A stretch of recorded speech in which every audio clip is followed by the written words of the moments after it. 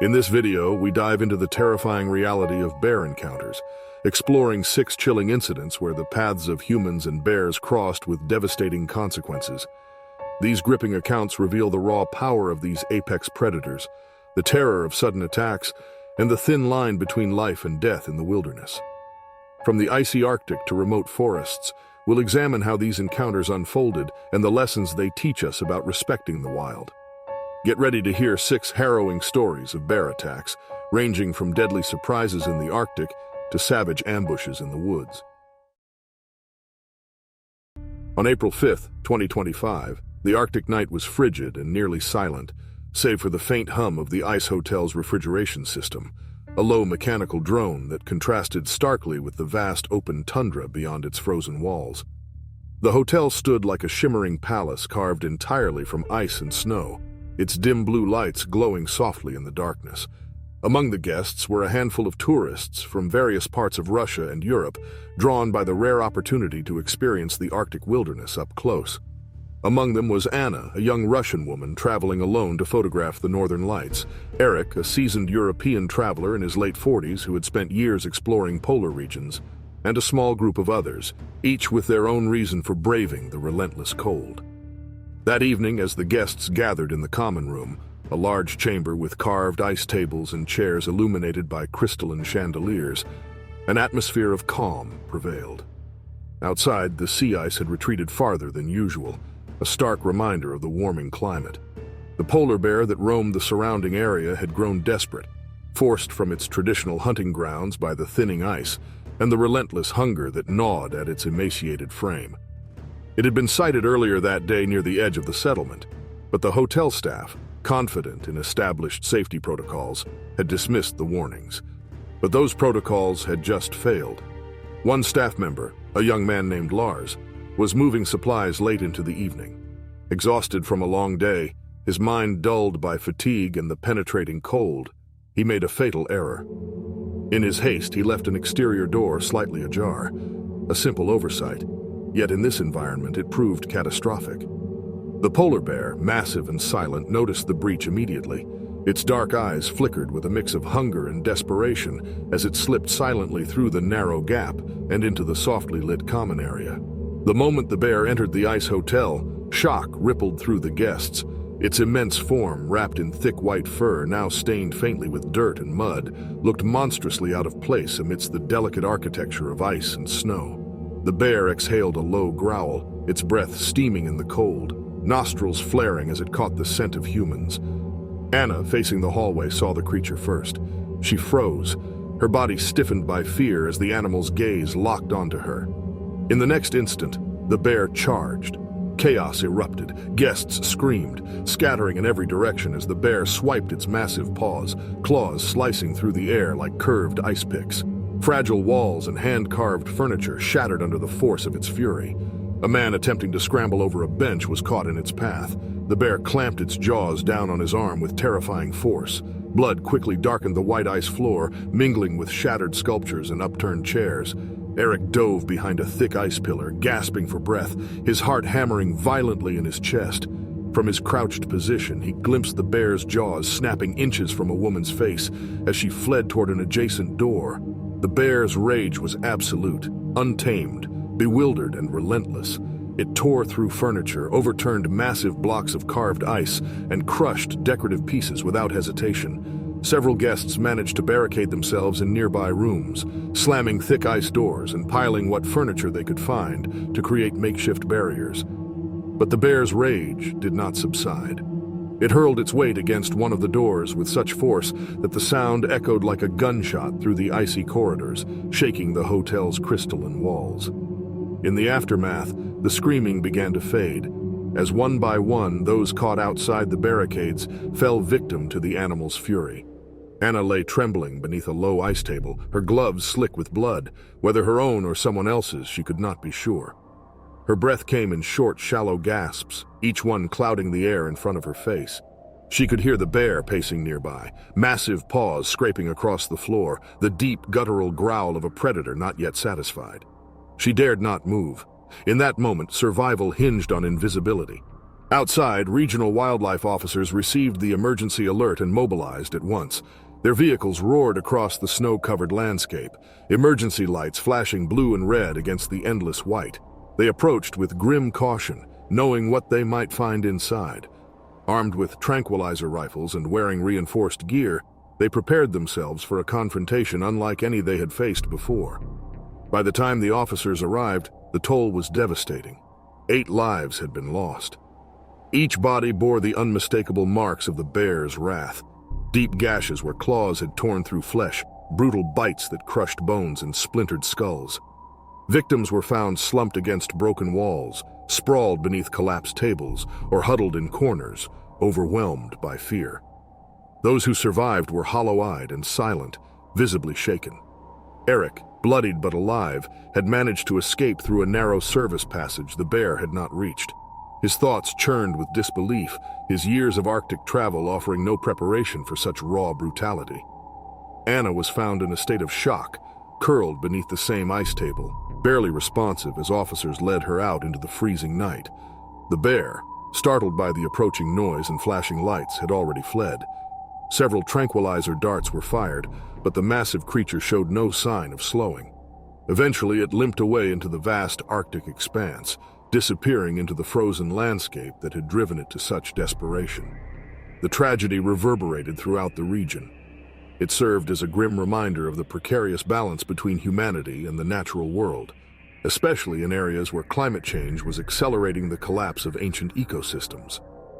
The melting sea ice had forced the bear into dangerous proximity with people, prompting an act of desperation that no wild creature should ever be driven to. For the survivors, and for those who mourned the dead, the night would never be forgotten. Anna's photographs of the northern lights, once imbued with a sense of wonder, now felt permanently shadowed by horror. Eric, seasoned and resilient, found himself replaying the moment when instinct alone had separated life from death. The Ice Hotel, once a marvel of craftsmanship and tranquility, now stood silent and scarred. Its surviving guests carried wounds both visible and invisible, testaments to the terrible reality that, even in a world shaped by human hands, the wild could still strike with unforgiving force. The Kodiak Archipelago was a vast wilderness of dense forests, tangled brush, and towering conifer trees, where nature reigned supreme and only the toughest survived. In the early spring of 2025, the thaw had just begun, and the heavy snowpack melted into swollen, muddy streams. The hunter, Mark, was a man in his early 50s, grizzled and seasoned, with decades spent navigating some of the wildest corners of Alaska. His rugged face, weather-beaten and lined from years of exposure, bore a mixture of hardened resolve and deep respect for the untamed world around him. Mark had tracked massive bears before, always cautious, never allowing himself to grow overconfident in the face of their immense power. That day, Mark had been following a particularly large male for hours.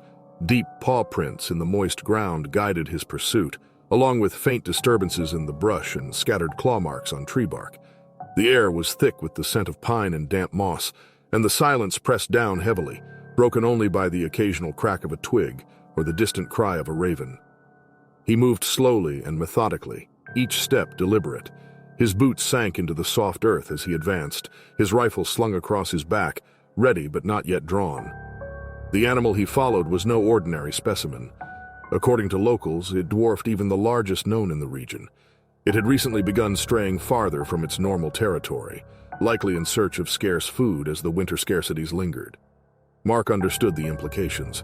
A bear of that size, hungry and roaming unfamiliar ground, was unpredictable, perhaps desperate, and desperation in such a powerful animal could mean catastrophe. Without warning, the forest erupted. A thunderous rustling burst from a dense wall of alder and spruce, and the bear exploded into view. The attack was immediate and ferocious. With terrifying momentum, it slammed into Mark, the impact knocking him violently to the forest floor. His breath left him in a guttural gasp, his body hitting the cold earth with jarring force. Branches cracked beneath him, and pain seared through his side as an enormous paw raked through his heavy jacket, slicing into the flesh below. The claw marks burned with a hot, splitting sensation, muscles tearing and skin giving way beneath the brute strength. Before Mark could fully register the pain, the bear reared up above him, an immense wall of fur, teeth, and muscle. Its jaws gaped wide, strands of saliva catching the sunlight, jagged teeth visible against a snarl of wild rage. Mark's heart pounded out of control, adrenaline flooding his system with electric urgency. Every nerve seemed to fire at once. His hands trembled violently. The bear's eyes, black and unblinking, fixed on him with primal focus. Its body tensed for another blow. Pinned beneath the beast's looming shadow, Mark fought to regain control. His rifle had been knocked aside, now lying just out of reach near the bear's front paw. The uneven ground scratched his face as he twisted, trying to orient his body toward the weapon. Blood seeped steadily from his side, warm and sticky, soaking his torn clothes. He knew the next seconds would decide whether he lived or died. With a groan of effort, he stretched a trembling hand toward the rifle, fingers scrabbling through leaves and mud until they found the cold metal stock. He clutched it tightly, dragging it toward himself as he struggled for breath. The air reeked of wet fur and churned soil. The bear shifted, raising its paw again, its intent unmistakable. Summoning everything left in him, Mark lifted the rifle. His grip faltered, the barrel wavered, but he managed to steady it long enough. A thunderous shot cracked through the woods, the high-caliber round slamming into the bear just behind its massive shoulder. The sound ripped through the trees, scattering birds into the air. The bear let out a guttural roar, stumbling backward in shock. For a brief, surreal moment, time seemed to freeze. The bear's eyes met Mark's, wide, furious, and full of pain. But the gunshot had disrupted its momentum. Shaking violently, it turned and vanished into the undergrowth, branches snapping and trunks swaying in its wake. Silence fell again, heavy and thick. Mark lay still, the pounding in his chest slowly ebbing as the immediate danger passed. The pain in his side remained, sharp and deep, but the threat had retreated. Blood soaked into the forest floor beneath him as he lay among the leaves, barely able to move. His breaths came in short gasps, each one scraping through his ribs like fire. Above him, the spruce canopy whispered in the wind. The sounds of the forest had returned, tentative but present. After what felt like an eternity, Mark forced himself to move. His limbs shook uncontrollably, and each movement sent new waves of agony through his body. But he knew he had no choice. The wilderness did not wait for the wounded. Crawling at first, then dragging himself up against tree trunks and rocky slopes, he began the long, excruciating journey toward safety. The terrain was unforgiving, mud sucking at his boots, roots tripping his steps, but the need to survive pushed him forward. Hours dragged on. The sun dipped lower, casting the forest in long, golden shadows. Mark's vision blurred and nausea clawed at the edges of his consciousness. Yet he pressed on, compelled by the slimmest hope of finding help. Stopping meant dying. Each step was a silent declaration. Not yet. Eventually, near the edge of a clearing, he spotted a small ranger outpost. The sight of smoke curling from its chimney nearly brought tears to his eyes. Heart pounding with a mix of relief and fading strength, he stumbled toward it, collapsing against the weathered porch. Inside, the staff sprang into action. Emergency medical assistance was summoned, and they worked quickly to stabilize him while awaiting extraction. The bear's claws had left deep, ragged wounds, but none were immediately life-threatening. The bullet he had fired had been more of a warning shot than a kill attempt, an act of survival, not aggression. Mark was airlifted to a nearby hospital. He survived the ordeal, though the encounter would leave lasting scars, both physical and mental. The bear remained at large, likely still wandering the territory it no longer trusted, driven by hunger and disrupted instinct. This had not been a simple hunting trip gone awry. It was a confrontation between two apex survivors, each driven by their own form of desperation. Mark's escape had come by inches, his survival carved from resolve, experience, and raw willpower. The wilderness had tested him and nearly claimed him. In this remote archipelago where nature still ruled, the line between hunter and hunted had blurred, and for a moment, the balance had nearly tipped for good. The summer sun hung low over the rugged Montana landscape, casting long shadows across the riverbank where a family had gathered for a rare day of rest and togetherness. 10 of them, spanning generations, had come to enjoy the warm afternoon beside the clear, rushing water. The air brimmed with laughter and the scent of fresh pine, birdsong weaving softly through the breeze. Among the family was Emily, a lively 17-year-old girl with a shock of chestnut hair and a spirit full of youthful energy and curiosity. She had been especially drawn to the water's edge, where she spent her time playing with smooth stones and dipping her bare feet into the cold, steady current. Behind her, the adults spread blankets and unpacked food, their relaxed voices mingling with the gentle rush of the river and the occasional splash from a distant fish leaping briefly above the surface. Uncles and cousins exchanged remarks about the recent hunting season and bits of local news, their tones casual, even cheerful. Meanwhile, children darted through the tall grass nearby, shrieking with laughter and energy. It was a perfect moment, one of those rare, fleeting times when the pressures of work and daily responsibilities seemed to vanish in the peace of the wilderness. But just beyond the tree line, not far from the family's clearing, something massive stirred. It moved slowly, silently, and with heavy precision. A large grizzly bear, a dominant male known to inhabit the surrounding terrain, had been observing them from the cover of the woods. The bear's usual foraging areas had become less reliable in recent weeks, and hunger drove it closer to human activity than usual. Each of its senses remained sharply tuned. Its muscles were coiled beneath its thick coat, moving with calculated stealth as it advanced through the brush, guided by an instinct both primal and purposeful. Then, without any warning or sound, the bear exploded from the trees like a thunderclap. The still air fractured under its sudden charge.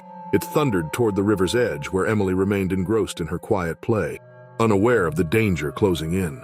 Her eyes widened with shock as she met the bear's piercing feral gaze. The moment stretched thin before the impact landed with brutal force. She was slammed to the ground, the hard earth stealing the breath from her chest. As the bear loomed above, its powerful limbs already in motion, a scream ripped through the air, a sound of pain and terror, as the bear's claws shredded her jacket and raked viciously across her exposed skin. Blood soaked into the grass and fabric. Pain exploded through her with each blow. She tried to shield her face, her arms trembling and ineffective under the assault, but the attack continued with unstoppable force. The peaceful scene descended into chaos. The rest of the family, initially frozen in disbelief, erupted into panicked motion. Screams rose from their midst. Some shouted, others flailed their arms, desperate to drive the beast away. They surged toward the bear in frantic attempts to save Emily, their movements wild and full of terror. But the animal was beyond intimidation. Driven by hunger and instinct, it continued its assault, paying no heed to the cries of humans. David, one of Emily's uncles and a man deeply familiar with the surrounding wilds, spotted a thick fallen stick near the edge of the woods. His breath hitched in his chest as he grabbed it, adrenaline surging through his veins. He advanced cautiously but determinedly, swinging the stick in an effort to distract or fend off the animal. His pulse thundered in his ears as he neared, heart pounding with the need to protect his niece.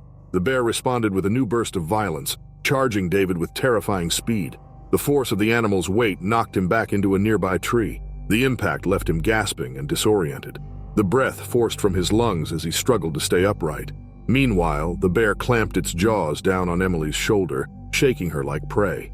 Her body was limp beneath the ferocity of the grip. Around her, the riverbank was in complete disarray. Blankets scattered, containers overturned, food trampled into the dirt. Shouts merged with sobs, footsteps thudded through the grass, and the once peaceful river murmured beneath the growing noise. Time seemed to distort. Minutes passed like hours, each second thick with fear, grief, and helplessness. The sounds of claws against flesh and Emily's desperate cries tore through her family like a wound. They could only watch and try again and again to intervene. The bear was relentless, its power unchecked by the panic around it. And then, just as suddenly as it had emerged, the bear turned and retreated into the trees. Its heavy frame disappeared into the shadows, vanishing as though it had never been there at all.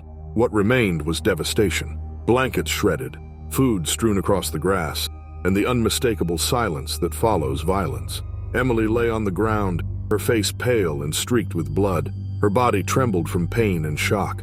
Family members rushed to her side, expressions of horror and disbelief etched deeply into their features. Where there had once been joy, there was now only anguish. Help was called immediately, but the family knew well how slow response times could be in remote areas like these. They did what they could. Hands applied pressure to wounds. Soft, urgent voices tried to keep Emily conscious. Prayers were whispered between sobs. Her injuries were grievous. The bear had torn deep, damaging muscle and exposing bone. She struggled for breath, her strength fading with each moment. In the aftermath, the family was left with memories marked by terror. The attack had shattered not only the peaceful day, but also their understanding of safety in the wild. The clearing by the river, once a sanctuary of laughter and warmth, stood transformed. It had become a place of trauma, its serenity replaced by the stark memory of what had happened. For Emily's family, the encounter served as a brutal reminder of the unpredictability and danger that lived within the wilderness. No matter the love shared or the joy planned, nature operated by its own rules, indifferent to human bonds and capable of overwhelming force. In a quiet corner of a zoo in Poland, the morning began like any other. Tomasz, a zookeeper in his late 30s, moved through his routine with practiced precision. Known for his dedication and deep understanding of animal behavior, especially that of large carnivores, he had earned the respect of his colleagues through years of calm expertise. Lean and sharp-eyed, he took nothing for granted, particularly when it came to creatures like the brown bear. That day, he was scheduled to clean the brown bear enclosure, a task familiar but never taken lightly. The air carried the scent of damp earth and straw, while the usual zoo sounds were muffled by thick walls and locked gates. Inside the enclosure, a vast but confined space designed to mimic the bear's natural habitat, trees and rocks bordered a small pond. Brutus, the resident bear, a massive adult male, paced restlessly near the center. His broad frame moved with weighty power, thick fur mottled from the recent shedding season. Though the zoo provided food and stimulation, the enclosure could never fully satisfy the bear's ancient instincts. His pacing suggested agitation, a caged frustration Tomasz had come to recognize over time. With a practiced eye, Tomasz scanned the area for debris. He swept methodically, clearing food remnants and waste, careful to avoid sudden movements. The gate that separated him from the bear was built from reinforced steel, a barrier designed to withstand tremendous force. As always, Tomasz trusted the system, but on this day, the system had failed. Unbeknownst to him, a mechanical malfunction had weakened the locking mechanism earlier that morning, a flaw missed in the pre-opening inspection. Without warning, the gate lurched. It shifted only slightly, barely noticeable, but it was enough. Brutus surged forward with terrifying speed. Tomasz had only a heartbeat to react before the bear crashed into him, slamming his body against the cold stone wall. The impact knocked the air from his lungs. A sharp crack echoed in his chest as pain bloomed across his ribs. Brutus's full weight pressed down, pinning him in place. Massive paws lashed out. Claws tore through fabric and flesh with brutal ease. Tomasz's jacket shredded in seconds. His arms and legs slashed in deep, bloody gouges. Warm blood soaked into the stone floor. His screams echoed inside the walls, mingling with the bear's growl and the scrape of claws on metal. Pinned and gasping, Tomasz fought to remain conscious. Every instinct urged him to resist, but Brutus was overpowering. One hand pushed weakly against the bear's head, desperate to keep its jaws from his face. Then, through the pain and chaos, he spotted the emergency alarm button mounted just a few feet away. Hope surged. Gritting his teeth, he reached toward it with trembling fingers. The bear shifted again, nearly crushing him, but the movement gave him just enough room. Outside the enclosure, several staff members had already been drawn by the commotion. They ran toward the noise, recognizing the unmistakable sound of distress. Upon seeing the scene, they scrambled into action. One keeper grabbed chunks of meat from a nearby bin and hurled them toward Brutus. Others banged on metal gates, trying to draw the bear's attention. The sudden burst of noise and the scent of food caught the bear's interest. Brutus paused, snarling in frustration. His jaws snapped just inches from Tomasz's face before backing away slightly, still pacing with agitation. The brief reprieve gave Tomasz his chance. With a final push, he struck the alarm button. The siren blared, its piercing shriek filling the air with urgency. The sound sent a ripple of alert across the facility. More staff arrived within minutes, equipped with tranquilizer rifles and medical gear. Brutus, disoriented by the noise and sudden movement, retreated to a corner of the enclosure. His chest heaved with heavy breaths, eyes gleaming with wild confusion. He paced, tense and unpredictable. Tranquilizer darts were fired with careful precision. Time slowed. Each second felt fragile. Eventually, Brutus staggered, his massive body swaying before collapsing, sedated. Only then did the staff enter. Tomasz lay broken but alive, limbs trembling and blood still flowing from deep wounds. His breathing was shallow, face pale with shock.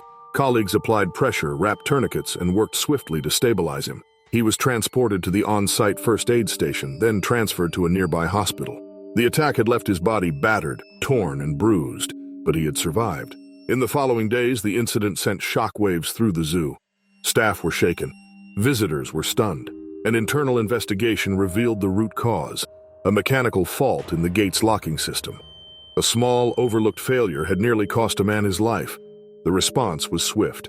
Zoo management implemented immediate reforms, replacing outdated components, reinforcing barriers, and increasing safety inspection frequency. Emergency protocols were rewritten, drills intensified, new motion sensors and pressure alarms were installed in high-risk enclosures. For Tomas, the road to recovery was long and painful. Surgery repaired torn ligaments and broken ribs. Months of physical therapy followed. The emotional scars took longer to heal. Nightmares haunted him. Vivid memories of Brutus's roar and the crushing weight of the attack. Still, his resolve endured. Tomas's love for animals, though tested, remained strong. He eventually returned to work. Slower, more cautious, but no less devoted. He avoided the bear enclosure at first, focusing on less dangerous duties. His story circulated quietly among staff, a sobering reminder of how quickly routine could spiral into crisis. The enclosure now stood fortified, lined with redundant safety systems. Yet, despite the upgrades, one truth remained. Wild animals, even behind steel and stone, remained unpredictable. Tomas's ordeal became a warning, not just about faulty equipment, but about the raw force behind every captive predator.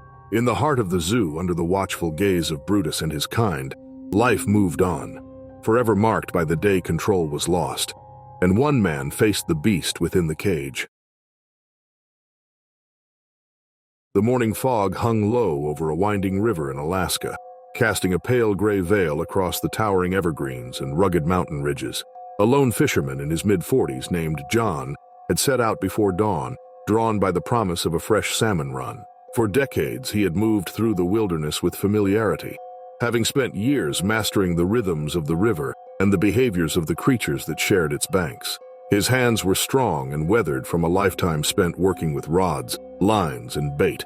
His eyes were sharp, trained to detect the slightest ripple in the water or subtle shift among the trees. But even with all his experience, John never underestimated the hazards that came with solitude in such a wild place, especially the apex predators that roamed these woods. The river was alive with sound, its icy waters churning over smooth rocks and tangled driftwood. John waded knee-deep into the cold current, his rubber boots carefully gripping the slick stones below. The distinct scent of salmon, sharp and organic, mingled with the earthy aroma of wet pine and moss. It was this unmistakable combination that called to more than just anglers. In the shadows, other less welcome visitors were often drawn by the same signs of life. Without warning, the dense underbrush along the riverbank erupted in a flurry of movement. In the blink of an eye, a massive bear surged through the foliage, its dark, wet coat glistening under the dull morning light. The animal's sheer size and sudden appearance were paralyzing. It locked eyes with John, and in that fraction of a second, an unspoken threat passed between man and beast. Then it charged. The ground quaked beneath the weight of the oncoming predator. John's pulse exploded into a frantic rhythm, but his body barely had time to react. His rifle, stowed too far away to reach, was useless now. Desperate, he raised his fishing rod as a pitiful barrier. The bear swung a powerful paw, claws arcing through the air. The blow crashed into John's torso, throwing him backward into the cold shallows. Water surged around him, biting through his clothing as pain radiated across his chest and side where the strike had landed. The icy current pressed against him, dragging at his legs as he fought to stay upright. Blood mingled with water as it spilled from long gashes across his ribs. Stunned and gasping, he tried to find his footing, but the bear advanced with unrelenting force, circling its injured quarry. Its presence was suffocating. Muscle, instinct, and fury bundled into one terrifying form. The bear lunged again. Its jaws snapped dangerously close, breath hot and wild. John fended off each swipe the best he could, arms raised in defense, but the strength behind the attacks overwhelmed him. Claws tore through his sleeves, ripping into muscle. Each second was a brutal test of endurance. His breathing came in shallow, ragged bursts. Fear and exhaustion clouded his senses. Somewhere amid the chaos, he reached into the pocket of his vest. His fingers closed around a small blade, a fishing knife, narrow and sharp. It wasn't much, but it was all he had. As the bear reared back for another assault, John struck out with the knife, aiming for the face. The blade connected, slicing into tender flesh near the snout. The reaction was immediate, a guttural growl and a sudden jerking retreat. That moment of confusion gave John the opening he needed. Fighting through the pain, he scrambled across slick stones toward the bank. Every movement sent shockwaves through his battered frame. He clawed his way onto the gravelly shore, each breath labored and sharp. Behind him, the bear paced in frustration, unwilling to follow into the water again.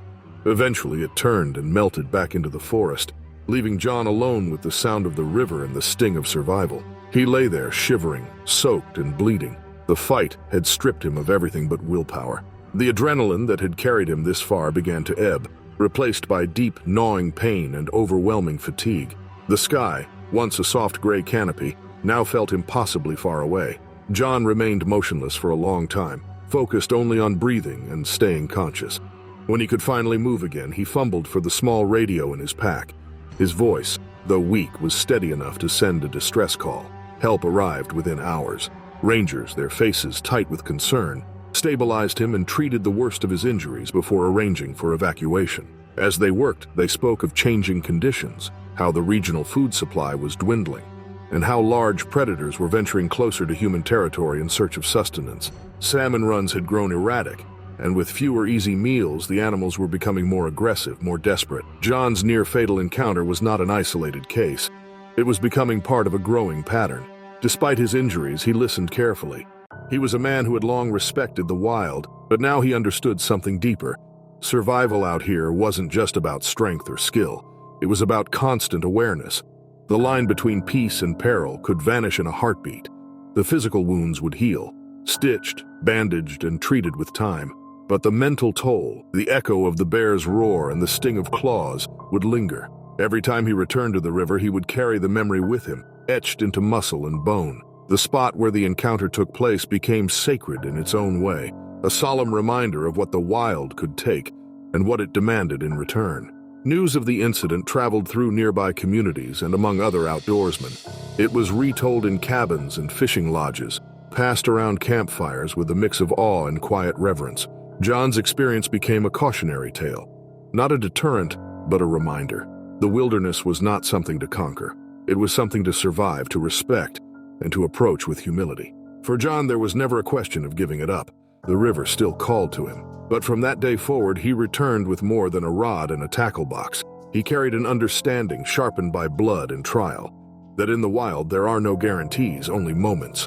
Moments of beauty, moments of danger, and the space between, where life balances on a knife's edge.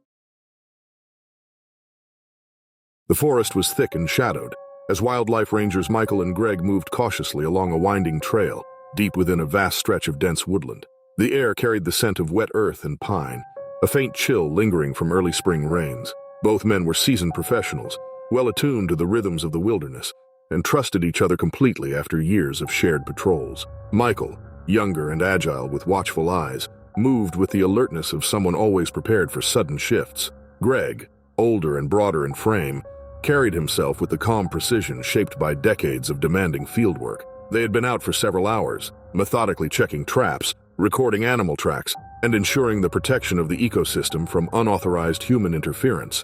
Typically, black bears at this time of year were groggy and wary, newly awake from hibernation. Encounters, if they occurred at all, were brief and non-confrontational. Yet today, the woods held an unfamiliar tension.